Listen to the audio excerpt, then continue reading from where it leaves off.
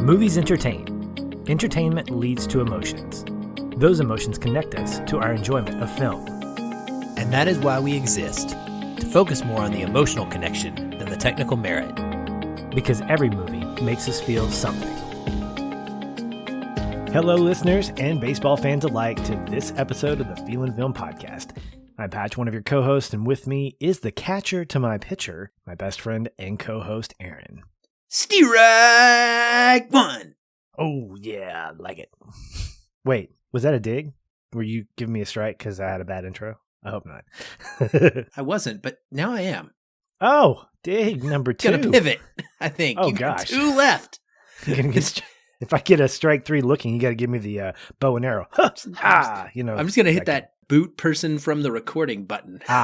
Just you're going right back to the bench. Then it becomes a FF Plus episode at that point, right? yeah, it does. Well, that's these days. It's all about the umps making it about themselves anyway. So that would be very on brand. True.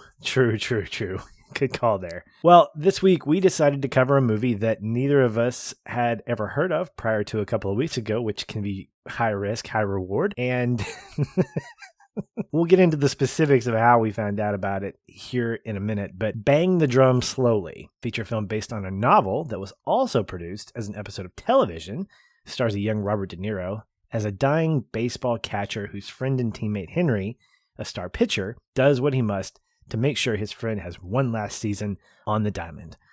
Sounds good on paper. Will it be good in conversation? Let's find out. This is your official spoiler warning for the movie. If you're listening, you're just curious at this point, I imagine, because it's a movie that is not necessarily, I don't think, very popular in the sports world, at least not to Kareem Abdul-Jabbar or beyond him. So we'll go ahead and get right into that. So spoilers abound. Here we go. All right. The way that we found out about this, Aaron, was you sent me a link to Kareem Abdul-Jabbar's Substack page, which surprised me because I didn't even know that the guy had a Substack page. But what do you do in retirement? Besides being a pundit for basketball, you just talk about whatever's on your mind about anything. And I had a chance to peruse some of his other articles, and they're definitely not sports related. And, fun to watch, fun to read, and then also just a way to check out some of his other interests. But this one piqued my interest. It's actually a 2-part blog post. Part 1 is him essentially listing off genres of categories, explaining how he gets to those winners. And then before he gets to part 2, this is what's funny. He does a part 1 and a part 2, but in part 1, he already reveals what he considers the GOAT of sports movies. And I think, save that for part 2, Kareem. That's kind of how you build the suspense. You get through all of your genres, you make your explanations, you give your honorable mentions, and then you do the GOAT. Because I was only curious about part 2 because he mentioned there was a part 2. Otherwise, I would have been like, all right, Kareem, you're good to go. So there's a lot here. I want to give a little bit of context into how he defines best for him. Good idea. So there are 3 main things. It has to capture the essence of whatever sport is being featured. The story has to offer some intelligent insights into the drive to compete and the effects of that competitiveness has on the potential protagonist and others around them. And then finally, for him, he wants to watch it again and again. Those are not bad categories. He also recognizes the fact that most sports films usually fall into the 2 categories, triumph of the underdog or sports as a metaphor of life. He also identifies a couple of subcategories. Outsider coach earns redemption from past mistake. I think that's a little on the nose for a couple of movies, but that's why they're subcategories. And then also ragtag group of misfits learns to be a team. Okay. Yup. I don't disagree with a lot of those. I think that sports movies have that kind of overlap, and I think the ones that I definitely enjoy, and you as well, can fit into some of those categories. So I want to hand it over to you. Let's talk about some of the ones that he's mentioned. We don't have to go through the entire exhaustive list, but what were some that stood out to you in terms of what you agree with, some that you had never really heard of before and were kind of curious to check out, including Bang the Drum Slowly. And what do you think, man? Well, first of all, I was a little upset or bummed, I guess, that my friend Kareem Abdul-Jabbar, as a Laker fan, I can say that. I can claim him because I've been rooting for his team for my whole life. But I was a little wanting. I wish he would have had a racing category first and foremost, I just want to say I wish he would have had a racing category. I'm looking at his list up on the side, and I've also got my own list on Letterboxd, which I call my Sports Film Hall of Fame, which is all of my 4.5, 5-star sports films. And I have quite a few racing related movies in there. I've got Rush and Grand Prix and Senna. It's a documentary, but I've got even Speed Racer. I've got some fun racing movies, and there's just nothing there. There's also nothing represented from any sort of extreme sports of skating, biking, climbing, those kind of things, which I also really enjoy. I think that's okay. He's definitely leaning more towards team sports, which is probably why all of these things, except for track and field, I think he put running on here. Didn't he put running on here? And also golf. He put golf. That's true. So I guess I can't even give him a pass. So never mind. You're still on the crap list, Kareem. You're not off it yet. But, I just wanted those things to show, or documentaries, because I adore sports documentaries myself. I'm obsessed with them. As for his list, it's a lot of good movies, Patrick. I mean, first of all, he has good taste, I would say. I think in some categories, his taste aligns with mine pretty well. Baseball movies, not necessarily withstanding the best of all time choice. We'll talk about that. But I think he lists some really good movies on there. His football picks are extremely solid. He also does a mix of new and old. So, he's got The Longest Yard on there, but then he also has Friday Night Lights. And so he understands, he's not stuck in his own generation when he grew up and the movies that he grew up with. And I appreciate that because his list does span legit. I mean, his boxing picks, his 2 tied for boxing champion, which I almost think he picked 2 on purpose just so he could say there's a split decision. I thought that was an intentional witty pun. I liked it, so whatever. But I had never heard of either one of his boxing movies. And then we get into his honorable mentions and it's I've seen all those, Raging Bull and Creed and Rocky. And so I think, it's a really good list. I think good list making, Patrick, isn't necessarily about just putting down all of the things that you like that pretty much everybody else also likes. I think list making should have some semblance of discovery to it. Like when you and I did our episode recently on our Feelin Film favorites, I forgot what we called it, but it was basically 20 movies or something 15 movies that we feel like define us. We debated some of this and we ended up picking some things that were a little different here and there with that purpose in mind. And I appreciated that about his list. I did not know what this movie, Personal Best, Track and Field, I never heard of it. So I actually got to expand my watch list some by reading his list, which I appreciated. Well, and that is first and foremost what I appreciated about it as well, is that I have other movies now that are on my list to watch. Vision Quest, I started that last night. I couldn't finish it because it was late. But our friend Adam, he's friends with Matthew Modine, and so it was very coincidental that as we were finishing up our Stranger Things watch on AOS, we were talking about Matthew, and then this movie pops up on the Substack, and I'm like, well, I definitely need to watch this one. And of course, he was excited. Adam was excited that I was checking it out. Haven't finished it yet. Again, fell asleep before, got real sleepy. So planning on finishing it here this week. But I think what makes this list really well read for me is that he does give criteria. He's not just saying these are my favorites. He really does. I mean, when you say something's the best, you have to put parameters around it. You have to say, in order to define best, this is why it needs to happen. And so when I agree or disagree with his actual pick or his runners up, I have to consider, okay, am I going to put them in one of these 3 categories? Does it meet this? Does it meet this? How well does it do that? And so it allows me to be a little bit more objective, and I think his whole audience to be more objective because he gives some objectivity.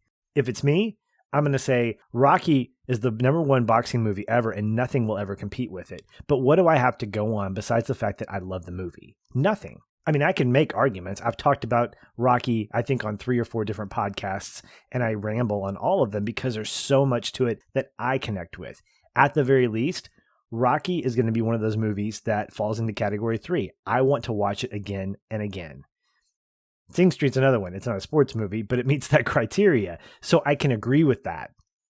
But when I look at the other 2, for Rocky specifically, does it capture the essence of whatever sport is being featured? I don't know, because there's not a lot of like boxing per se. We get his opening fight with Spider Rico, and we get the fight with Apollo at the end. But those are the only two.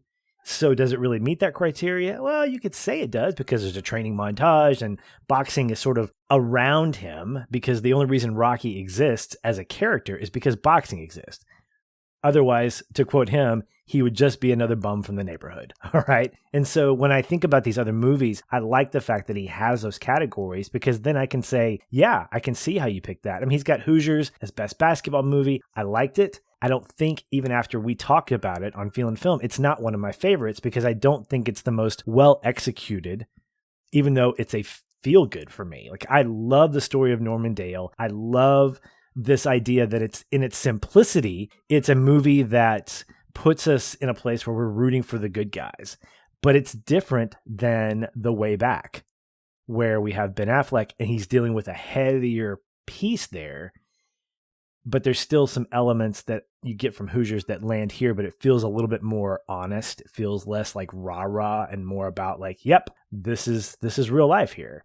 So I would put something like The Way Back ahead of Hoosiers. But for the most part, I'm the same as you. I think all of his runners up, I'm like, yep, I've seen that one, like that one. But again, I also like expanding my palette of specifically on those boxing movies. I've got Hard Times and Champion ready to watch at some point. So I'll be able to really say definitively, not are these better than Rocky, but do these stand out as good boxing movies according to Kareem's criteria? Yes, for sure. And then I also want to just say that his GOAT sports movie pick of The Hustler is not even the best movie in its 2-movie series. So big fail, Kareem, right there, my friend.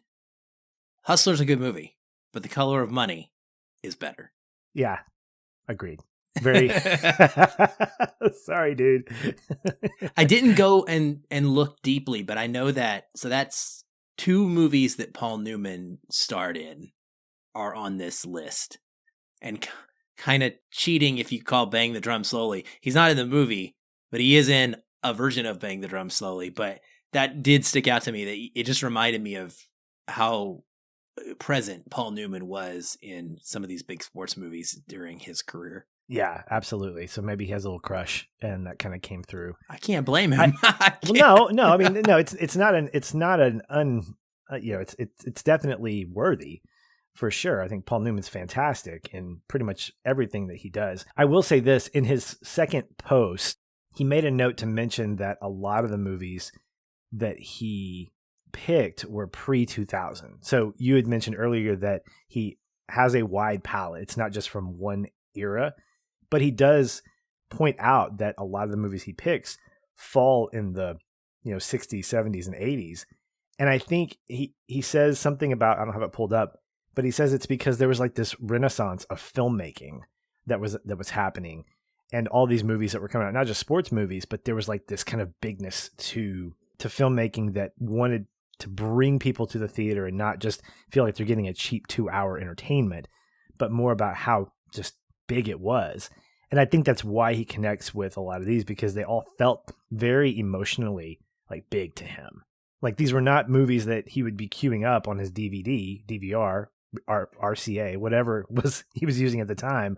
These are not VODs necessarily. And, I'll say this, that for some of these movies, they're definitely dated, and that may speak to the strength or weakness.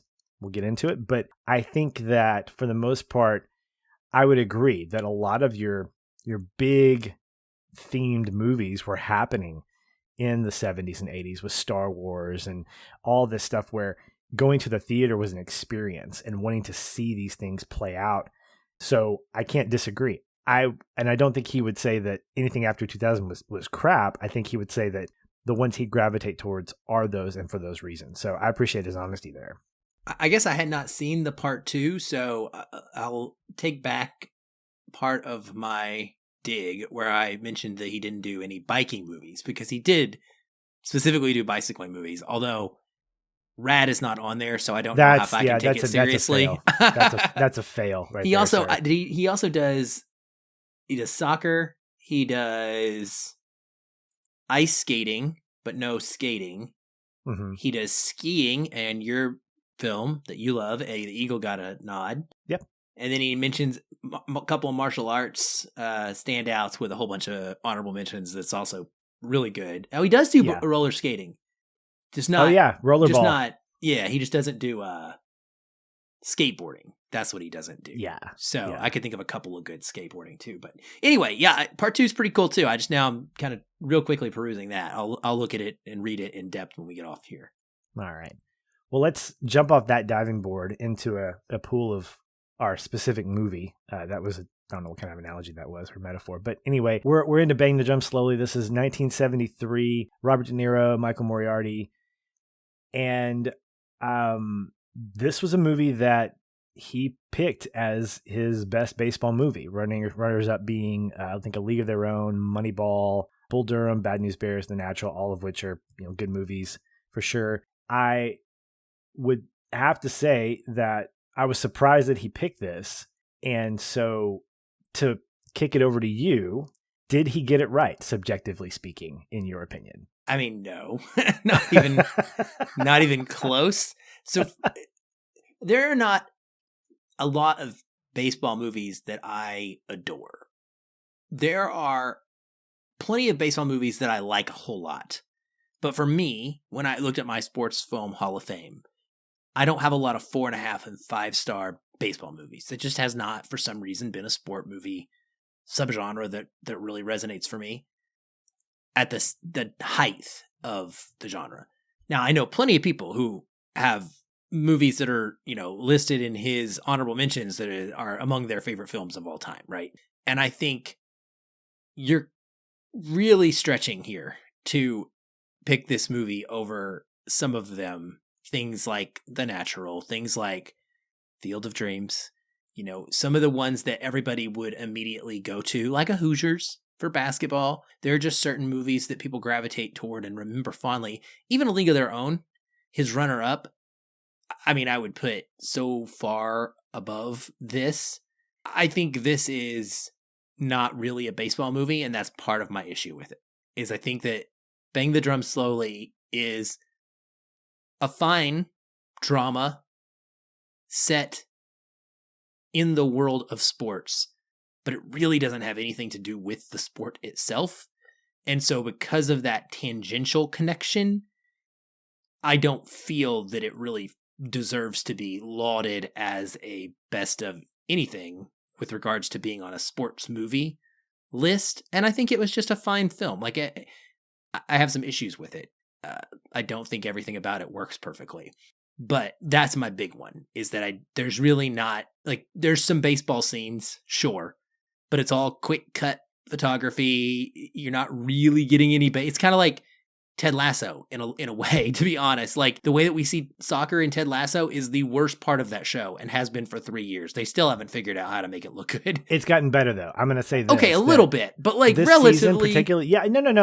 Let's set the bar. Okay. Because I completely agree. Like, the bar was way low for that first season. It's gotten marginally better. It's not. First of all, I mean, just as a side note, the camera's too close to the wide shots. It should be further up, because that's what you see when you're watching a match. That's what you see when you're playing FIFA. At least give us some wide shots there. Okay, done with that. But yes, I absolutely agree. The drive of that show is similar to what I think is the drive of this movie. The problem that I have with it is that you can take this story and absolutely put it in any other place that's not sports. Because any other the workplace. Mm-hmm. Yeah, in the workplace. What I think the idea is so fantastic, Aaron. And I'm going to say this very bluntly. We need more brotherly relationships. We need more best friends who are guy relationships. I just finished, finally, because this is who I am. You know me, listeners. I'm very slow when it comes to things that I want to finish. I finally finished the first season of Welcome to Wrexham. The penultimate episode really does, in sort of a slight tongue-in-cheek, but in a halfway serious way, highlights the level of not just brotherliness, but male friendship. Like there's an author who's being interviewed, and she says the idea of a bromance is sort of a tongue-in-cheek way to acknowledge the fact that men can have relationships that aren't sexual. Men can have relationships that you can fully embrace someone with a hug. You can cry on another man's shoulder. You don't have to do all this other like macho-ness that sort of toxicifies this culture that you can't do that. And I think that that's lost. And the fact that we have to sort of apologize for it by using phrases like bromance it's unfortunate, because what we're doing is we're acknowledging the truth that men can have relationships with each other that doesn't involve their penises. Okay. I mean, just being very blunt about that. And I think that it can't be one, it has to be either just friends or a homosexual relationship. Why can't it be a Jonathan David relationship from the Bible? This movie does not apologize for that. This movie puts it at the front and center. And I love the idea. The execution of it, however, does not work for me. And it feels at the end of the day like this is a made-for-TV movie or a very highly produced after-school special, because it's structurally very like misguided.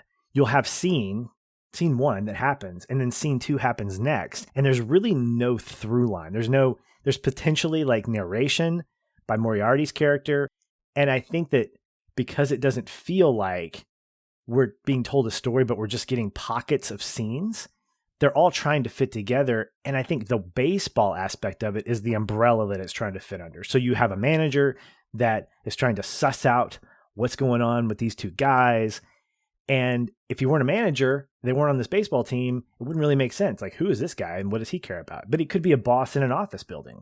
It could be a Michael Scott. I mean, not that funny necessarily, but this whole thing, for me, what happens is I never feel like the road that the team is on to win a pennant is ever really like amplified because of the relationship between these two. So if the idea is I want to keep Henry and I want to keep Bruce on the team because I care about him, but I'm not going to tell anybody what his issue is. And then Bruce sort of gets better and the team kind of rallies around him and then they get better. The end result is kind of poo, because it's like, well, the team didn't really change. They just sort of used Bruce as a like a scapegoat or a way to help get them motivated. And then they win a pennant that's not really actualized on screen. It's just sort of told, oh yeah, give me a scorecard. So it never really feels sportsy to me. It just feels like a drama, but the drama itself doesn't really feel executed as well. Yeah, you're spot on for how I reacted to this as well. There were moments that I enjoyed for sure. There were scenes, individual scenes that I was like, oh, that was a lot of fun. Or I really enjoyed getting to see the interaction between these two men who were developing a friendship. And like you, I will just say, I co-sign everything you said right there. Absolutely love seeing best friend male relationships on screen and just normalized. And it's okay. You know, it's okay for men to be sensitive and to tell each other about their problems and to care about each other and to make sacrifices for each other. So that was one of the cool things about this, is that Henry does make a sacrifice. He puts his contract priority on getting Bruce to be tied to him and to becoming part of the team. He doesn't care as much about winning, and he doesn't care as much about necessarily what he makes unless it comes with this caveat. And one thing I really enjoyed about their progressive relationship is that they're not really that close in the beginning. They're kind of friends, but what happens is Henry sees Bruce as this loner and as this he observes. He is paying attention. He is not just looking at his phone, okay? To use a modern reference. He is observing the things around him. He knows that Bruce doesn't have a lot of family and friends and close people to him. He doesn't look at him as a case of someone that he needs to take care of per se. But in a sense, he does. He sees that he needs someone to be close to. And he offers himself up into that position. He makes an effort, puts out the time to build a friendship. And I guess my point is, it's a choice. He makes a choice. It's not just some natural thing that happened, that they're perfectly best friends because they have all these things in common. He finds this thing out about Bruce and he says, I'm going to make sure that you have an awesome rest of your life or awesome year. And he does so, right? And I just think that's so beautiful and so sacrificial and so caring about someone else. And he does his best to do so without ever bringing, Bruce's condition in front of the rest of the team. One of the funniest gags or funniest things in the movie is the manager, Dutch, who I believe gives the best performance in the movie, to be completely honest with you. He's played by Vincent Gardenia, and I think that he just has the most charismatic role, and he basically gets to swing for the fences and go nuts in every scene, and so I really loved him every time he's on screen. But he's constantly badgering Henry and trying to get out of him what his reason for doing this contract is, because it affects the manager, right? He's trying to put together the best team possible. And so I actually have conflicted feelings about this as a sports movie. I'm like, is this a beautiful, sweet thing he's doing? Yeah. Is it fair to the rest of the team when we know that Bruce is not the best catcher to be on the roster and you could have a person that is more competitive and able to help you succeed as a team? There's a line. It's tough. It's complicated. And so Dutch is driving towards that. He's wanting to get to the root of this because he's I need to put the best team possible on the field. And there's a better catcher out there that could be helping us right now. And I love how, Henry tries his best to just keep it private. He's never a jerk about it. He's always calm. He's always nice when he talks about it to Dutch. It's a really beautiful relationship with the two of them going, from point A up until the point where Bruce ultimately kicks the bucket. And yeah, I look at their relationship between these two, Henry and Bruce, and I guess it's the altruistic nature of Henry.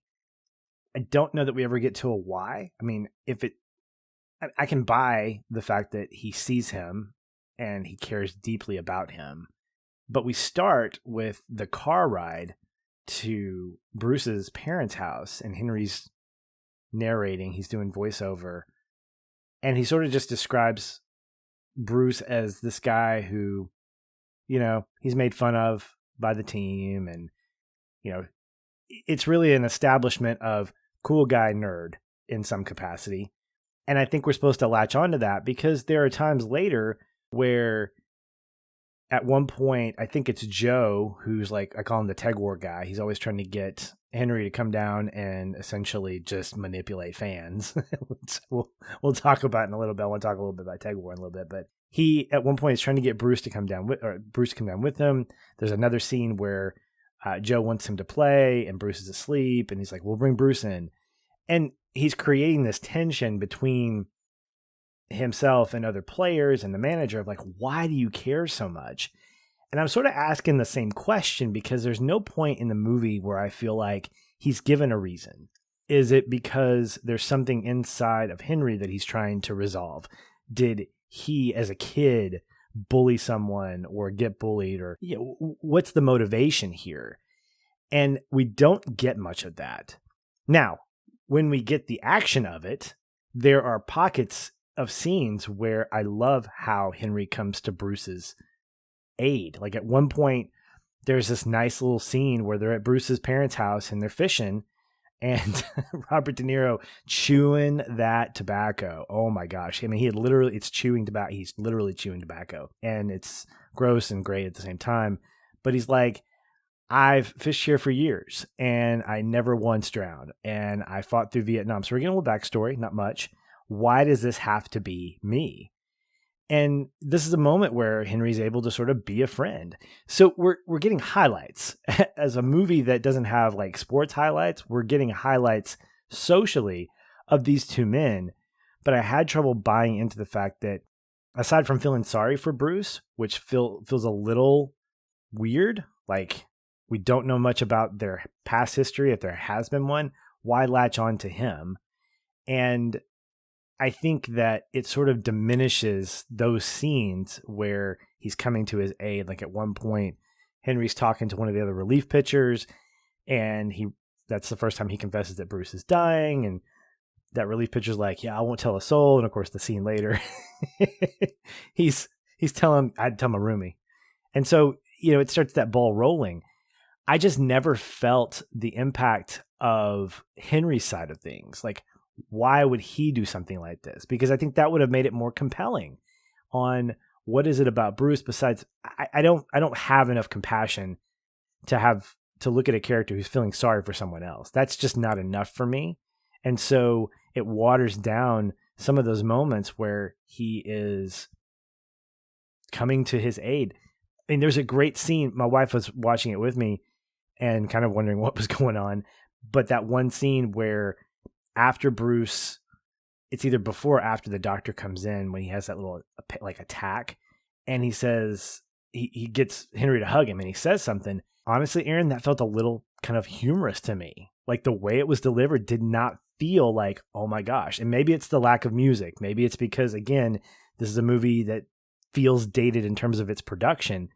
But at no point did I really feel the weight of what Bruce was dealing with, and subsequently the weight of what Henry was taking on. If Henry had been badgered, if Henry had been like completely like attacked by his teammates, by the manager, because he wasn't telling the truth, that would have provided a little bit more for me, because at least he would have been involved in that fight with Bruce. But at this point, he just sort of feels like a bodyguard saying, hey, no more questions. And I'm going to use humor. I'm going to use the clap. I'm going to use going hunting and fishing as ways to sort of fade off any kind of questioning from Dutch. So that it just really felt like it wasn't giving me enough drama for what the situation was. Yeah, I think it was just kind of like sleepwalking, the movie, in a lot of ways. I felt like the performances were like that. I didn't really particularly love De Niro. He didn't get, I don't know, he was just so plain for De Niro playing a guy who was supposedly of low intelligence. And then I definitely didn't necessarily think that Henry's actor was very charismatic. Didn't have a lot of energy to him. Very stoic. Very stoic, which I mean, I'm sure was the character, but it didn't translate very entertainingly to a cinematic version. I do think that there's something interesting in this movie to look at from the side of just remembering that professional baseball players in this era had jobs. It's crazy. Like he's selling insurance on the side. Yeah. Because this is just a part-time job for him. It's not Major League Baseball. It's the New York like Mudbutters or Monarchs or something. It's not the Yankees. Like it's. I know, but I think it's supposed to be. It's a fictional version of Major Leagues. I mean, it's not. Oh, gotcha. It's meant to be the professional World Series. Gotcha. My bad. It's just a fictionalized team name, but still those guys still. It's not like today where you play your sport for 4 months out of the year and you take 8 months to do whatever, train, go on holiday, stay in shape, maybe do the Olympics every couple years or whatever. These guys had jobs. So when they call in that catcher at the end to come back, he's an English teacher. And he's like, I don't know, I can't just up and leave my team. And they're like, yeah, but we'll give you, a cut of the World Series winning share if we win, and we'll give you X amount per week. And it was just a thing that they had to be willing to do on the side. But they had to have other jobs as well to get by. And that's interesting dynamic to what they're having to go through in life. And then there's that whole subplot in this one, which also I don't recall being in the 1 hour TV special. So this is obviously it's about an hour and a half, so they added more to it, or they adapted more because it is based on a book, and I haven't read the book, so maybe this was in the book and they had to cut it out for the short version. But the whole bit of Bruce having this woman who was attracted to him that wanted to marry him, but she just wanted to get him to change his beneficiary, and the ethical dilemma of Henry refusing to do it because he knew what was happening, even though he was being told to do otherwise. I found that really interesting, and I actually might have liked if we leaned into that a little more, because I thought that was a compelling, realistic thing that would happen, is someone to be taken advantage of in that way, somebody like Bruce. Yeah. I look at that as, I think, a relevant subplot, but not one that ties to the main plot really effectively. Like, again, there are just pockets of subplots that are happening. I don't think you have to lean into one and ignore the others. I just need to know how they tie together. And so as I'm watching this, I'm going through my watch and I'm like, okay, I don't like this movie, but let me look at it from Kareem's point of view. You know, we're on a first name basis now, we're talking, and I'm looking at his criteria, his 3 areas. So let's work backwards. I have to want to watch it again and again. Okay, that's off the table. And I get that it doesn't have to be all 3 of these. It can be 1 or 2 or all. It has to capture the essence of whatever sport's being featured. I don't think it does that. In fact, I think at one point when Bruce hits a triple or hits a double or something, it's the same footage. Like, I think he uses the same camera or the same footage for both moments. And again, not a bad thing. It's been done before. But he says part of that intensity is of the actual sports scenes. And I never felt that tension. I just felt like we were watching sort of a highlight reel of something off SportsCenter. Like, hey, you got on base. Great. Good. Okay. So that leaves 1. The story has to offer some intelligent insights into the drive to compete and the effects of the effects that competitiveness has on the protagonist and the others around him. It hits here a little bit. We get some redemptive, like a renaissance of capability from Bruce. The team is like, yes, we're going to get better. But I think it only does it like halfway. And I think it's because I never felt that from him or the team. If what I felt from Henry was a sense of feeling sorry for Bruce, I felt that sort of enlarged on a team scale. Like, at no point did I feel like the team was like, dude, Bruce, you're amazing. Otherwise, they wouldn't have brought in a catcher that was actually younger and better. And I was watching the end of the Masters today, and I thought, Bruce is kind of like the Freddie Couples of this team, where he's sort of on his way out. He has like highlights, but at the end of the day, he's still 7 over. Even though he's on the tour, he is still not going to be the guy that you're looking at. He's past his prime, and he's there just because he loves it. And the fact that being there is enough. Like, if I could make the Masters, if I could make the cut, I'll go 15, 20, 30 over if I need to be able to play at Augusta. That's fantastic. And I kind of felt like that with Bruce, in that he never really did anything. He never had like a speech. He never felt to me like he was the rah-rah guy. He felt like he was sort of the mascot of like, let's do it for Bruce until we win, and then nobody's coming to his funeral. And I'm like, really?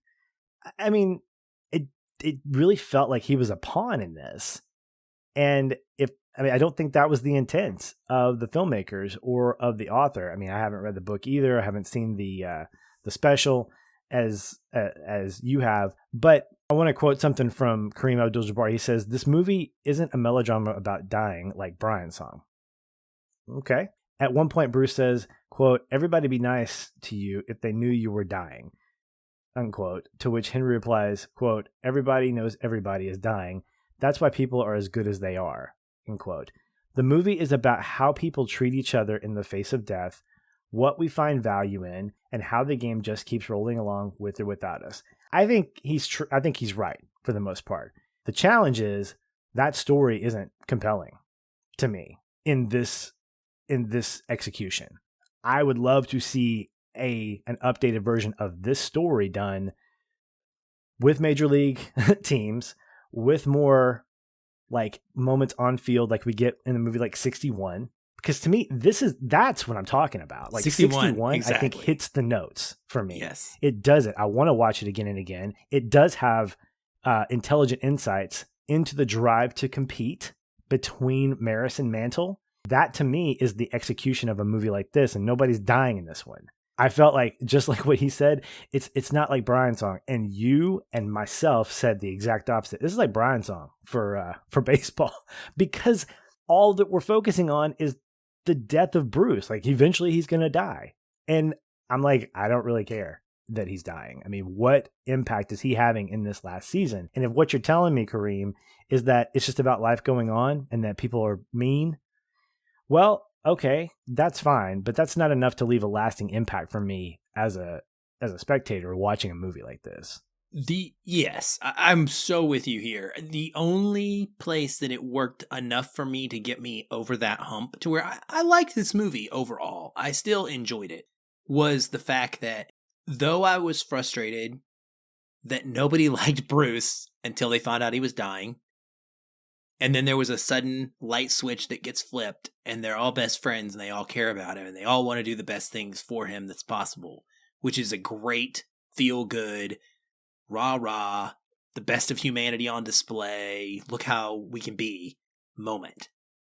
I'm cynical, and part of me goes, that's not realistic, and so it's hard for me to take it seriously.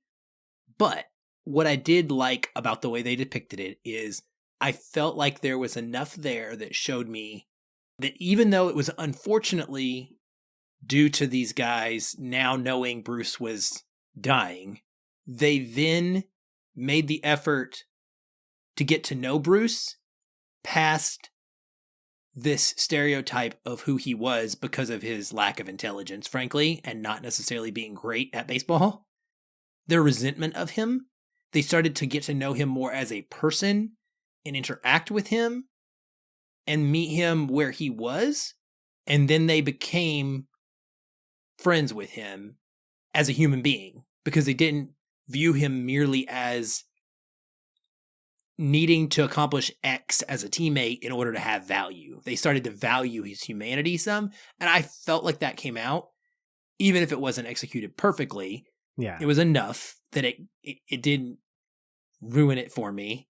Mm-hmm. And I love the ending line that Kareem talks about in his blog post too as being so powerful. And he says it's something that has stayed with him, he says, for 50 years, which is Henry saying, you know, as a narrator, because throughout there's these short moments where you hear him just speaking off camera and you kind of quickly realize, because his nickname is author in the movie, that he's writing a memoir after the fact, after Bruce has died, about this situation. But that final line is, from here on in, I rag nobody. And I do agree with Kareem, like, it's a great lesson. And for that reason, if somebody used to watch this movie and have their behavior challenged of the fact that, hey, guess what? You don't have any idea. You could be treating this person like crap, judging them based on whatever reason you have to judge them that you're coming up with, and they may be dying within 6 months. And maybe you should think about how you might treat them differently if you knew that. Not that you should treat them differently because of that, but that should trigger to you that you should be treating them differently anyway. And so I kind of do appreciate that. And I like what the overall intent, like we've said several times, of this movie was, even if it wasn't, you know, quite perfectly stitched together as an entertaining movie for 90 minutes. Yeah.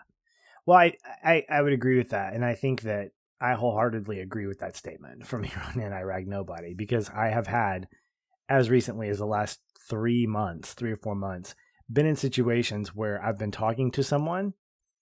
Here's a little story. I was at a swim meet for, there's a family of people that my wife and I are friends with. Their son swims. We were out there supporting them. At one point, someone on the swim team, they were telling us that there's this like 26-year-old swimmer who swims in like a pink Speedo, and he's on this team with like 16, 17-year-olds because the team itself is a statewide team. And so he uses these tournaments, these meets, to qualify him for his age group around the country. So it makes sense. But we were sort of hung up on when we saw him working out and we were like, man, look at him. I mean, he's just got his whole routine. And it came across a little bit like we were making fun. Turns out to my left was his mother-in-law. So foot and mouth, I'm trying to recover. And I was reminded in that moment, you know what? You never know who's watching. You never know who's listening. And the fact is, I shouldn't be doing that. I should not be at the expense of making myself sound funnier or providing some kind of like ha-ha moment, be at the expense of someone else. It's fine to point out stuff. It's not fine to do it in mixed company, especially when you know. It's like that idea that were you sorry or were you sorry you got caught? That kind of thing. And I'm fully fine with saying I'm sorry I got caught, but it's definitely caused me to change what I say, knowing that in a big group of people, I need to make sure that what I'm saying, even if it's something that's very interesting, I could say that pink Speedo stands out, but you know what? I'm sure he's an amazing swimmer. You know, the fact that he's doing this, and that's an amazing routine. You know, I can call that stuff out and not sound like a jerk. So I completely agree with the fact that the message in here, it's there. It's not absent. It's not like at the end of all this, he says that and I'm like, wait, what? No, I mean, it was there. And it was a through line. It just wasn't very strong for me. And one of the things that I look at in relation to that is this game Tag War. So it gets introduced, and it's probably one of the more fascinating parts of the movie for me because of what it tries to do. So Tag War, as explained in the movie, it stands for the exciting game without any rules. And it's introduced to Bruce by Frank whenever we get to Bruce's parents' house, and they play it on Bruce's dad. And it's a funny scene where it's really just, you're just throwing cards down and you're saying like funny words, but it's played again later to basically fleece fans who think they know something about a player. Like I got hints of the fact that, you know, when we see, you know, Taylor Swift on social media saying this and we're like, oh man, I follow her. And yeah, I know what she's like because I follow her Instagram. And, you know, you look at Ryan Reynolds and Blake Lively and how, you know, they're great. We talk about this a lot when we see them, you know, together on Instagram. We're like, dude, we could totally hang out with them. We can't hang out with them. We don't know these people. They know people and some of their people don't know us, you know, whatever. So when I look at that, I think this idea of Tag War creates this sort of 1970s version of social media where you bring a fan in and the fan's like, oh yeah, I know this game. It's cool. I'm going to be cool with you guys. And then they get taken for like, you know, hundreds of dollars because they're just playing along because they don't want to look stupid. And I think that some of that thematically ties into this notion of not knowing people. And when the same thing happens as Bruce's illness is found out, I think that's part of why Frank wants to bring him into Tag War, because he's like, listen, you don't know this guy. I know him. He deserves to be a part of this. And I think metaphorically he's saying he deserves to be a part of the team. He actually brings some value to the team. I don't personally agree with that as a spectator, but I get what the movie's trying to do. And so I think Tag War as a metaphor kind of works. Jabbar says, Tag War is life, the exciting game without any rules that we are forced into playing and must somehow find meaning and joy in. I sort of halfway agree with that. I think if he added at the expense of other people sometimes with or without meaning to, I think that's more accurate. This is fascinating to me. I just listening to you describe your takeaway from it versus how I responded to it and how well, tell me yours. I'd like drastically different. Yeah. I thought it was dumb. I thought it was fun. I mean, it's fine for a movie, right? For a movie to make up a game. And I found it to be humorous and amusing. But I could not get past my own personal like viewpoint of how ridiculous it would be to be caught up in this. Like when they show it at the beginning, when they're teaching Bruce's dad the game, I felt like Bruce's dad, where he's just like, but what are you doing? And Bruce is like, 6 + 5, that's 11. And Henry's like, yeah, oh, good job. And his dad's like, what? That's not what's the rules? And he's like, well, there is no rules, but there are rules, and we just kind of make them up as we go. Like, I can't compute. So for me, like, I just can't understand how anyone would care so much about saving face that they would actively ignore the fact that there are no rules to a game and play it anyway, especially if it meant losing their money in order just to try and look cool. Because I'm not that guy. I'm not the guy who just drinks under peer pressure at the bar when I'm 21 and overseas, and all my Navy friends are like, well, no, we got a shots. Oh, but here, Aaron, I bought you this shot. Well, you wasted your money. I told you I didn't want it. I didn't want it. I've never had a problem with that, right? I just do what I want to do. I'm very much a rule follower. And so, and especially when it comes to games. So for me, I'm thinking all about like my board gaming life and my video games. And dude, like I'm rules. I am the rule guy, like to a fault sometimes because I can be too hardcore about it. But like, this game was giving me anxiety because it is stupid and chaotic and just doesn't need to exist. And I know that's the whole point. But I couldn't get to any like higher metaphor because I just looked at it as the dumbest creation of anything. Like it does feel like it fits though. It feels like the kind of thing that people traveling the country in a clubhouse together, spending their nights on the road, doing nothing but playing baseball for 12 hours a day, games practice, and they have this small amount of free time and they're trying to figure out what to do with it It's like being on a ship on a 6-month deployment. You just kind of come up with stuff to do. So I understood it, but yeah, I couldn't find deeper meaning in it personally. So I liked your version. Well, and I think to add to that, when Frank brings Bruce in, I mean, Bruce is essentially the victim of tag war. He didn't know what it was. And so in any other case, his personality, I kept thinking about Of Mice and Men, this relationship between these two brothers, and how Frank was protecting Bruce by bringing him into tag war, by basically giving him the secret. Yeah, there's no rules to it. And so you can say whatever. This is the one time that I think Bruce is able to just say whatever because he's just goofy and portrayed as dumb.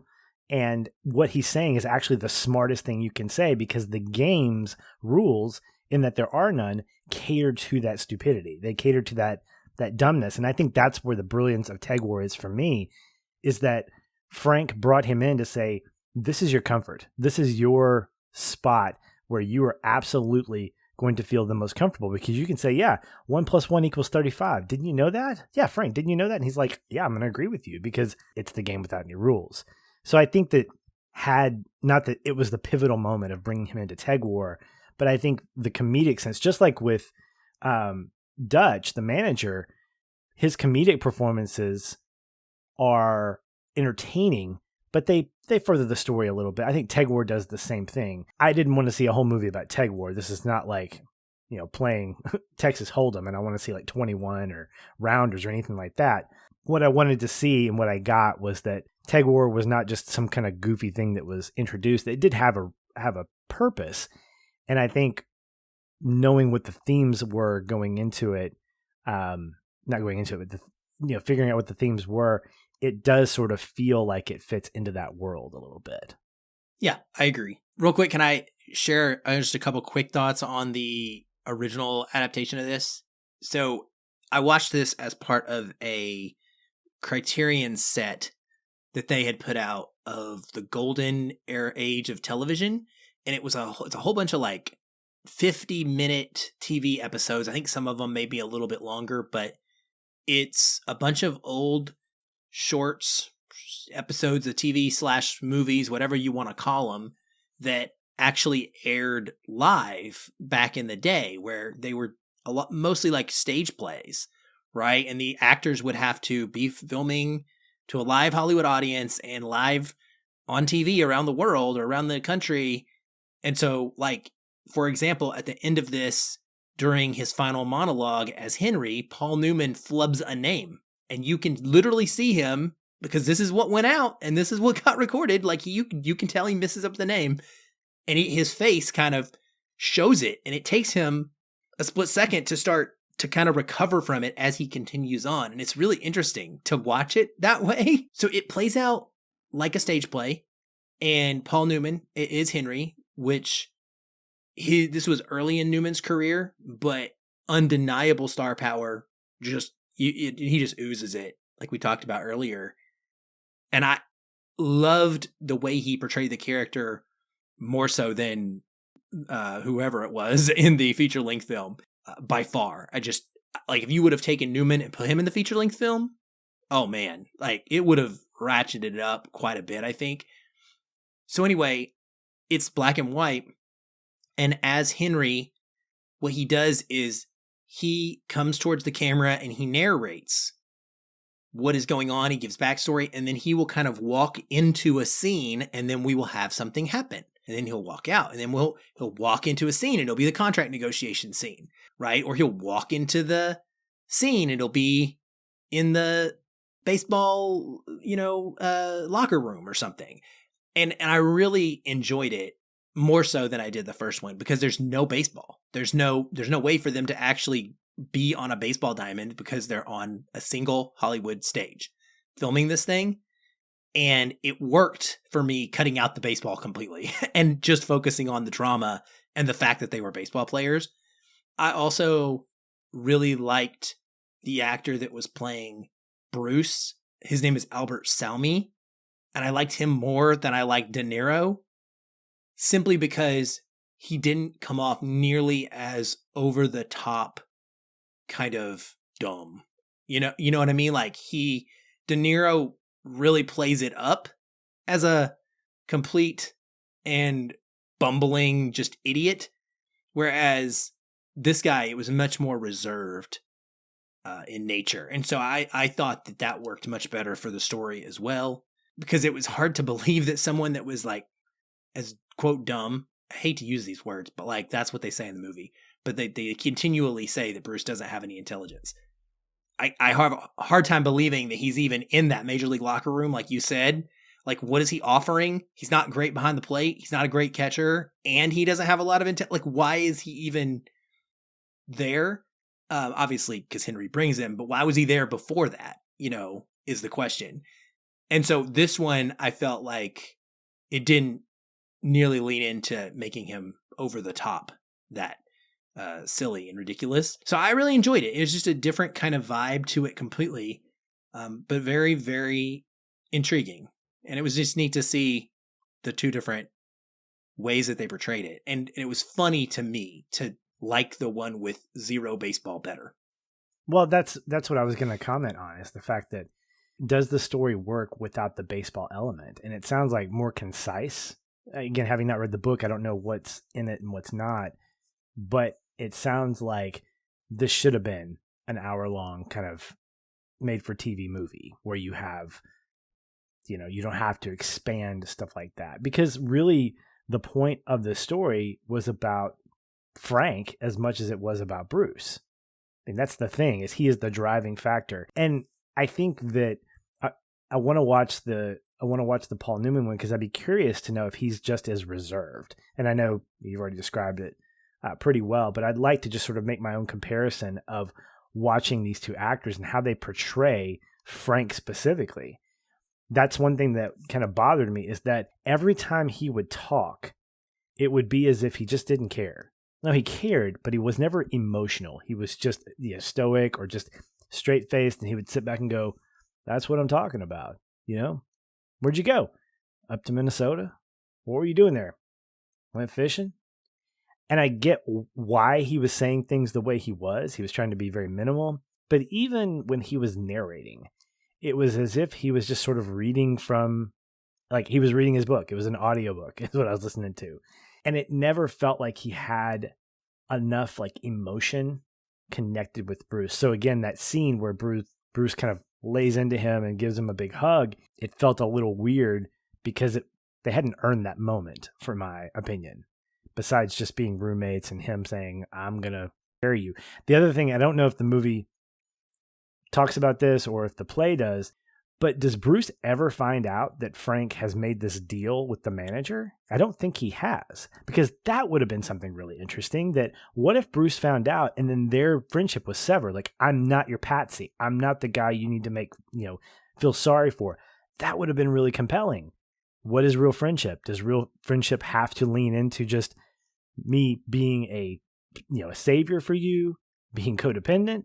Or do we have a legit friendship here where you can equally care for me as I can care for you? That would have been really cool, because to me, that's what friendship is whenever you're able to, it's not just one person leeching off another and saying, "You're my hero." It's us saying, "Look, I need you as much as you need me. And we need, and that's why our friendship works." And I didn't get that. I got a one-sided friendship there.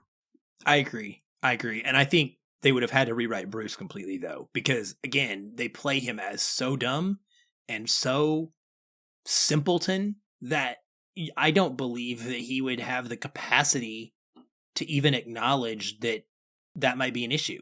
And to go, I don't think that he doesn't strike me as the kind of character who would get upset and have the ability to process that maybe he's just being taken care of as this, puppy dog. And I just truly, he's played so simple. And I think he would have had to have more agency for that to work. But I do agree that would have made for a more interesting movie to me, is to bring that element into it. Again, like when Henry makes that call to like not do what he says he was going to do with his insurance, that's a big deal that doesn't fully get explored in the way that I was like, man, that's a huge plot. That would have been a great way to segue into, you're doing what? Oh, and you're also, wait, you brought me along via a contract? Like, what are you talking about? It all kind of, the whole fact that Bruce is not intelligent is like a hang up for me. Do this same story with him just being an actual replacement level player, baseball player who is decent and has had some career success behind him in the past that you could point to, and has just been sick lately, and then just base it on the illness as the crux of the whole thing, then I think you have a stronger film potentially. Yeah. Because I think one last season in the sun, I think, is a great kind of overarching umbrella. Give us that season and elevate baseball, elevate the sport, elevate the romance of the sport. So Sam Raimi's For Love of the Game, that elevates the sport of baseball and also balances out this relationship that Costner has in his life, and how with the character Jane, it's so well balanced, but it's intermixed with this perfect game that he's going for without even realizing it. And the tension there, Aaron, is so fantastic. And it's movies like that are able to balance this being a baseball movie. For Love of the Game is a baseball movie. Why? Because if you didn't have the intercuts of the scene, not just the scenes themselves, but what was happening in those scenes during that game, it would just be another romantic comedy with more drama about these two characters. But the fact is, Costner cares equally as much about the game of baseball as he does about this girl, and they come in conflict at one point. That's the way you tell a story that has the deep-seated dramatic elements that are not on the diamond or on the football field or whatever, but you also connect them back to a sport that is romantic. And I think that that's what's missing here, is that we got drama and then we got a few baseball shots. I mean, I need more. I need some stuff happening in the field. We got close when Bruce is in the last game and he's struggling behind the plate, and he finally get that last out. That's cool. But it felt a little anticlimactic, but that's the closest we get. And I think if you had more of that and if you just amplified things more, the characters, the plot, if it just felt less subdued, then I think it would have worked better for me. Roger Ebert said, instead of going for a lot of high points, the movie paints characters in their everyday personalities. And I think that's to its detriment for me. For him, he liked it. For me, I don't, because baseball's not a terribly exciting game. I mean, it's very much a chess match. And I think you can play that every day. It doesn't have to be spectacular all the time, but there's ways to do it, specifically with baseball, that keep that romance there. The Natural does it occasionally, and it doesn't do it with a lot of baseball scenes. 61's the same way. You've got montages that help with that create establishing shots like that. But this one just didn't have enough balance for me. Yeah, that was the other thing, is Wiggin as a pitcher, Henry, they don't show him as being dominant enough to me to warrant the contract negotiation for both salary and the fact that he's bringing this guy along. Like, the way he negotiates that contract in that room, you would think that this is like, I don't know, Max Scherzer winning Cy Young level back-to-backs or whatever. Like, this is the ace of the entire Major League Baseball system at that time. And he's a game 3 starter in this one. He's not, he's like just a dude, like he's an okay pitcher. And I was like, that's kind of weird that you would give up all of this just for an okay pitcher. But maybe you should show us why he's a little bit better than the rest of the guys. Yeah, there was that scene that I laughed at when he kept getting teed off on. And I'm like, is this your best? Yeah. I mean, show me your moment. Now, there were a couple of scenes where he was just striking kids out left and right, but there wasn't enough of that to think, okay, is that the normal thing? Or is he just like high off of the fact that, this is Bruce's last game. I gotta go and throw. I didn't get that quite as much. Yeah, me either. By the way, I sent you a link on YouTube. It looks like the 1956 short episode that was on TV that aired is there. So, oh, great. Okay. If anybody else out there wants to check that one out with Paul Newman, you can YouTube it. Excellent. All right. Well, that's going to do it for this edition of Feelin Film. We hope you've enjoyed this conversation. I know I have. Even if we didn't love the movie, I'm glad that we got a chance to watch it and, find out where we sat with Kareem Abdul-Jabbar and his picks. Yes or no, it's still fun to experience that and good stuff there. We're going to continue the sports love. Continuing next week, we have Paul and Jordan from Cinematic Underdogs coming on to talk about the latest Ben Affleck movie, Air, which I hear is getting a lot of good reviews. I'm excited to watch. I know it's been out for a couple of weeks, so really, really jacked about going to the theater. I know my wife's looking forward to it because she's a big Jordan fan. We like The Last Dance, and we're excited to see this movie as well. So come back for that conversation. It should be a good one. Aaron, thanks for this conversation, and we'll talk soon. Hey everyone, thanks again for listening. If you enjoy the show, we'd love to hear from you. You can leave us a review on iTunes or wherever you're listening. These help increase visibility for the show and grow our community of listeners like you. We also invite you to connect with us further by joining our ever-growing Facebook discussion group. A link to that is in the show notes, or you can just search on Facebook and find us that way. If you'd like to continue the conversation with me, you can follow the show on Twitter @Feelin Film, or connect with me in the Facebook group. I'm very active in both places and would love to chat. And if you want to connect with me, you can find me at Shoeless Patch on both Facebook and Twitter. Be sure to tag me in any comments so that I'll be notified and not miss you. Once again, thank you for listening. We'll be back soon. Until then, stay positive. And keep feeling film.